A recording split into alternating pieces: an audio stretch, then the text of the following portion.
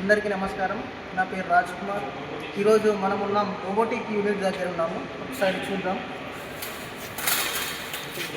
మన దగ్గర రెండు రోబోట్స్ ఉన్నాయండి. ఒకటి AR-100-1440 GP12.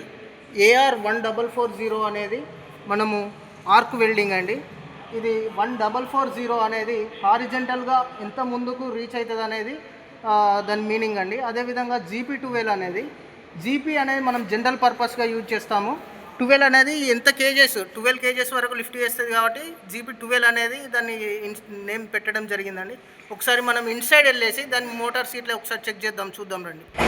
ఇది మనకు ఇది కంట్రోలర్ అండి. ఇది 1440 AR-100-1440కు సంబంధించినటువంటి కంట్రోలర్. ఈ కంట్రోలర్ బ్రెయిన్ ఆఫ్ ద మన రోబోట్ అండి. అదేవిధంగా ఇది పవర్ సోర్స్ యూనిట్ అండి. ఈ పవర్ సోర్స్ యూనిట్ నుండి రెండు కేబుల్స్ వస్తాయి.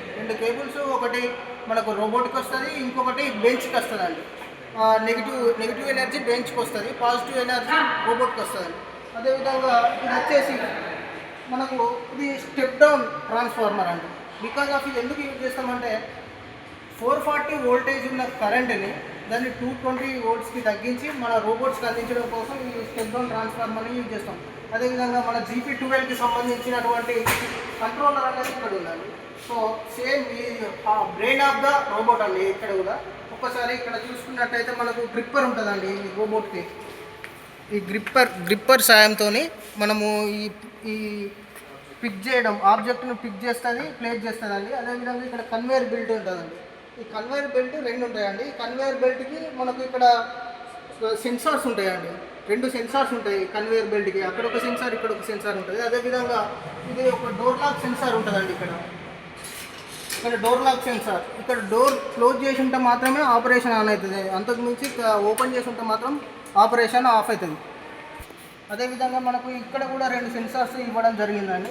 ఏదైనా ఆపరేషన్ జరుగుతున్నప్పుడు సడన్గా మనము హ్యాండ్ ఇట్లా మూవ్ అయితే మనకి సెన్సార్స్ వల్ల మిషన్ అనేది ఆటోమేటిక్గా ఆఫ్ అయిపోవడం జరుగుతుంది. ఏదైనా ఎమర్జెన్సీ టైంలో మనకి ఇక్కడ చూసినట్టయితే ఇక్కడ ఎమర్జెన్సీ స్టాప్ బటన్ ఉంటుందండి. సో ఎమర్జెన్సీ స్టాప్ బటన్తో మనము ఆఫ్ చేసుకోవచ్చు. అదేవిధంగా ఆపరేషన్ అనేది ఏ విధంగా చేయాలంటే ఇక్కడ ఒక టీచ్ పెండెంట్ ఉంటుందండి.